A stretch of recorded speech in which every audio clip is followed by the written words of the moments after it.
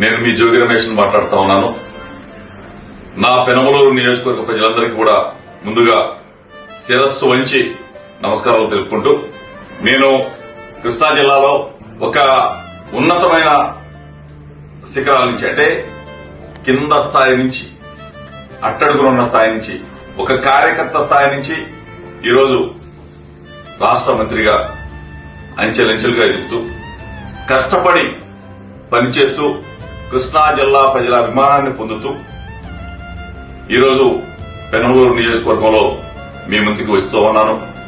మీ అందరినీ కూడా శిరస్సు వంచి మరొకసారి అభ్యర్థిస్తూ ఉన్నాను. నిత్యం మీకు అందుబాటులో ఉంటాను. నాకు ఎటువంటి వ్యాపారాలు లేవు, ఎటువంటి కాంట్రాక్టులు లేవు. హైదరాబాద్ లో రియల్ ఎస్టేట్ వ్యాపారం అంతకన్నా లేదు.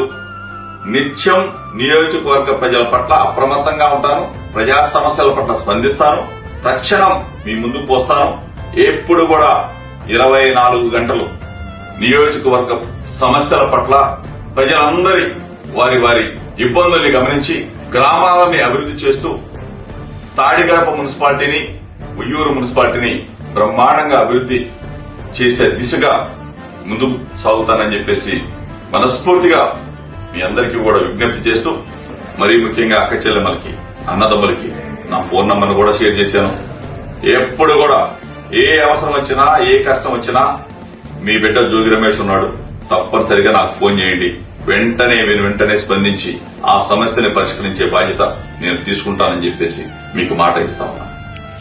రేపు రాబోయే రోజుల్లో మన కృష్ణా జిల్లా బ్రహ్మాండంగా అభివృద్ధి పదంలో నడవబోతా ఉంది. శరవేగంగా మన పక్కనే ఉన్న మచిలీపట్నం పోర్ట్ బ్రహ్మాండంగా అభివృద్ధి జరగబోతా ఉంది. 1 సంవత్సర కాలంలోనే ఓడలు వచ్చి అక్కడ షిప్పులు వచ్చి ఆగబోతా ఉన్నాయి. వాణిజ్య పరంగా, వ్యాపార పరంగా విజయవాడ నుంచి మచిలీపట్నం పోర్టు వరకు 6 వే లైన్ కూడా ఏర్పాటు చేయబోతా ఉన్నాం. అదేవిధంగా మన విజయవాడ ఔటర్ ని పొడిగిస్తూ ఈస్టర్న్ బైపాస్ మన నియోజకవర్గం కూడా వెళ్లబోతా ఉంది. మన నియోజకవర్గం అన్ని రంగాలలో ఇంకా ఇంకా ఇంకా ముందుకు వెళ్లబోతా ఉంది.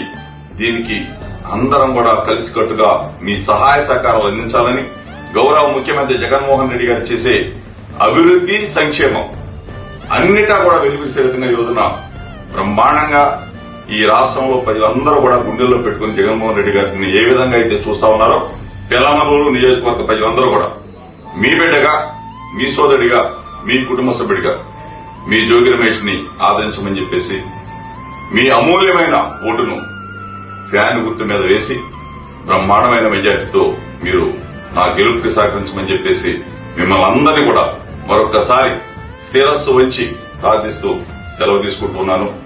ఇట్లు మీ జోగి రమేష్.